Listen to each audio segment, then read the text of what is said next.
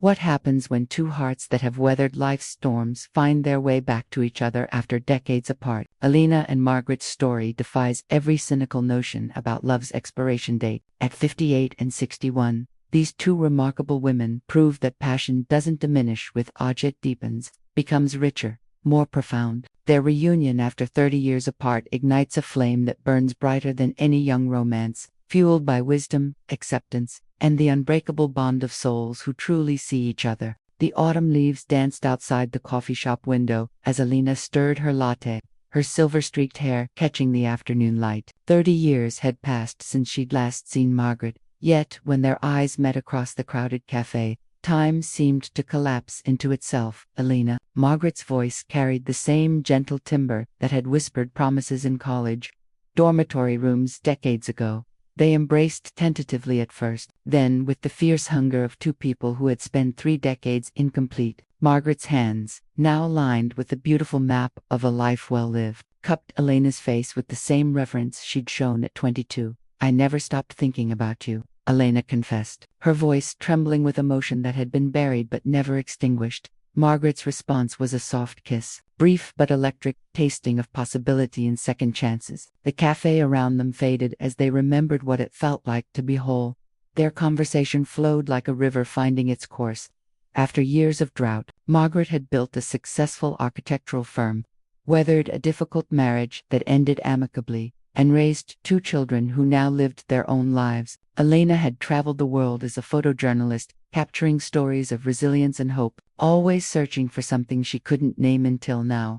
"I kept your letters," Margaret admitted, pulling out a worn envelope from her purse. "Every single one." Elena's eyes filled with tears as she recognized her own young handwriting, full of dreams and promises they'd been too afraid to keep. Society's expectations had pulled them apart, but time had a way of healing even the deepest wounds. As the sun began to set, painting the sky in shades of gold and rose, they made a pact. This time would be different. This time, they would choose love over fear, authenticity over acceptance, their truth over society's expectations. The first night they spent together was filled with gentle exploration, rediscovering bodies that bore the beautiful scars of living fully. Their lovemaking was tender, passionate, and profoundly healing, 2 souls finally coming home. 6 months into their rekindled romance, Elena and Margaret had created a rhythm that felt as natural as breathing. They had moved slowly, deliberately, savoring each moment of rediscovery. Margaret's spacious home became their sanctuary, filled with Elena's photographs and Margaret's architectural sketches to creative souls, inspiring each other. Their love expressed itself in countless small gestures. Margaret would leave architectural drawings of impossible buildings shaped like hearts on Elena's desk. Elena would surprise Margaret with photographs of their hands intertwined, capturing the beauty of mature love in stark, honest imagery. But even paradise has its storms. The first major disagreement came when Elena was offered a 3-month assignment documenting climate change in the Arctic. Margaret's fear of losing her again warred with her desire to support Elena's passion. "You promised we'd never be apart again," Margaret said, her voice breaking as they stood in their kitchen, the dinner growing cold between them. "And we won't be," Elena replied fiercely. "But I need you to trust that I'm not 22 anymore. I'm not running away from us. I'm running toward the story that needs telling." The argument escalated until they were both crying, holding each other in the middle of their kitchen floor. It was Margaret who spoke first. "I'm sorry, my darling. I'm terrified of losing you again. But I won't become your cage." Elena's response was a kiss that tasted of tears and forgiveness, her hands gentle on Margaret's face. "I choose you," she whispered. "Every day, I choose you. Distance is just geography."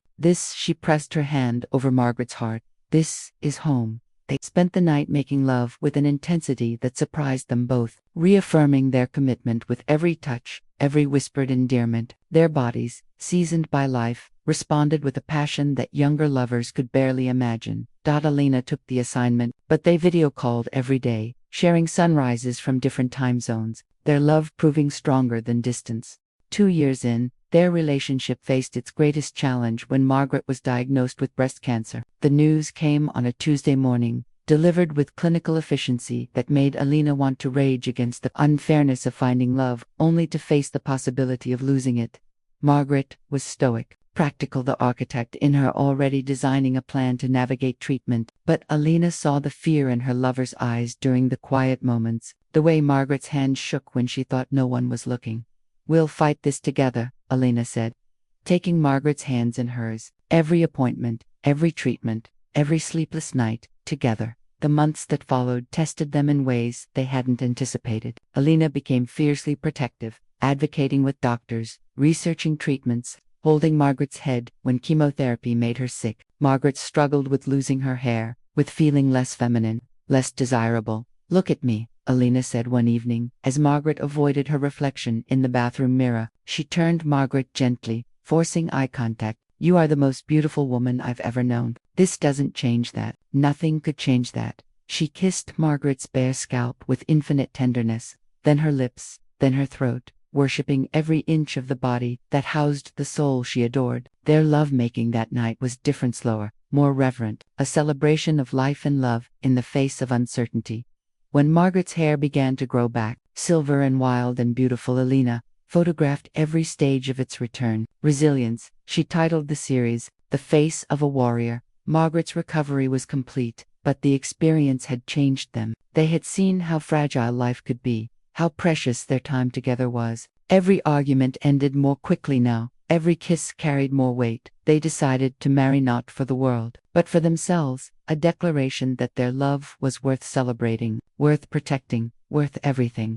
The small ceremony took place in their garden, surrounded by friends who had watched their love story unfold with admiration and joy. Margaret wore a simple white dress that Elena had chosen, while Elena wore the blue that Margaret said matched her eyes. They were 60 and 63, silver-haired and radiant, proving that beauty has no expiration date. Their vows were simple but profound. "I promise to love you through every season of our lives," Elena said, her voice steady despite her tears. "In sickness and health, in fear and joy, in agreement and argument, you are my home, my heart, my everything."